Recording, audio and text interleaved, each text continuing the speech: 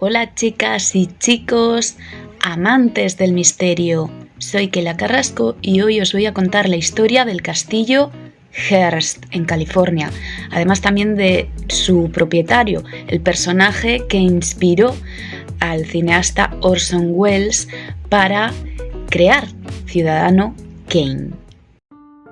William Randolph Hearst fue un magnate de la prensa norteamericana de principios del siglo XX. Se le conoce como el padre del periodismo moderno, sobre todo porque fue el impulsor del sensacionalismo en la prensa escrita. Su padre fue un multimillonario descubridor de minas, su madre una maestra. William vino al mundo el 29 de abril de 1863. Su padre quería que siguiera sus pasos en la industria de la minería, pero finalmente tuvo que hacerse cargo de la gestión del San Francisco Examiner, que fue un periódico adquirido por el padre de Hearst gracias a una partida de póker.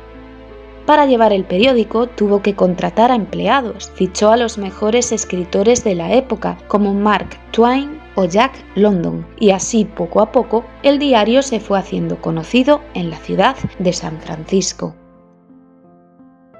En el año 1885 compró el New York Morning Journal y a partir de aquí rivaliza con el New York World de Joseph Pulitzer, hasta el punto de robarle los empleados. Ambos popularizaron lo que hoy conocemos como prensa amarilla, creaban titulares sensacionalistas para captar la atención de los lectores y ambos se empiezan a politizar, a pesar de que Hearst al principio era más partidario de un tipo de prensa neutral.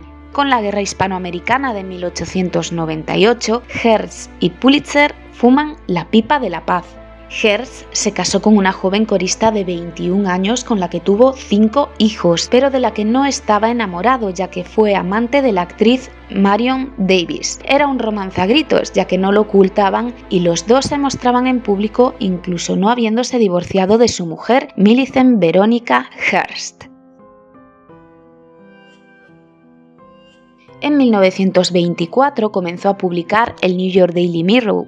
Amasó una gran fortuna y como millonario excéntrico que era, también fue expoliador de patrimonio histórico-artístico, la gran mayoría español, gracias al que se construyó su flamante Hearst Castle, una mansión situada en lo más alto de una colina desde donde podía ver la población de San Simeón, en California. El magnate mandó construir este edificio en el año 1919, aunque se hicieron continuas reformas, hasta finales de la década de los años 40.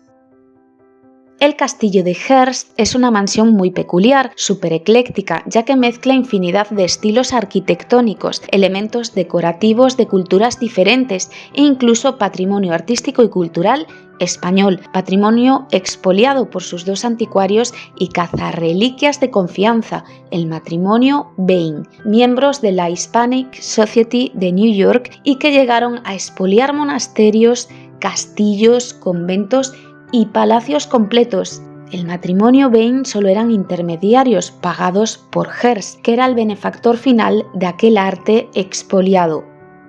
Enamorado de los monasterios de Sacramenia en Segovia y también del de Santa María de Ovila en Guadalajara, aquello no era suficiente y llegó a juntarse con más de 80 artesonados hispano-musulmanes y en su salón tenía instalada la sillería del coro de la Catedral de Santa María d'Urgell, en Lleida.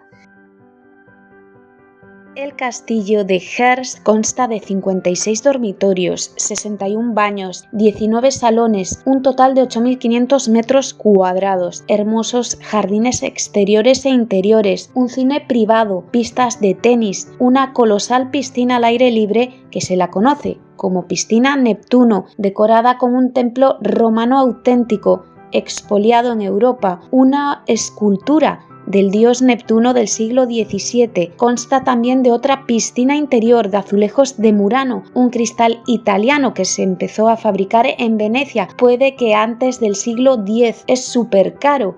Imaginad una piscina enorme con ese azulejo precioso de fabricación artesanal, por lo que cada piececita es única. Además de este cristal, se dice que posee propiedades mágicas, que protege a los hogares de las malas energías, así como actúa de canalizador de estas. Durante las décadas de los años 20 y 30, Hearst Castle fue el lugar de reunión de las personalidades más importantes y famosas de la época, que por supuesto eran invitados por el magnate de la prensa. Por ella desfilaron personajes como Greta Garbo, Chaplin, Buster Keaton, Cary Grant, Clark Gable, Gary Cooper, Errol Flynn, Churchill o nuestro querido Dalí. Pero como si del karma se tratara, Hearst terminó pasando penurias en los últimos días de su vida. Intentó ser gobernador de Nueva York varias veces, pero fracasó. La crisis del 29 también le pasó factura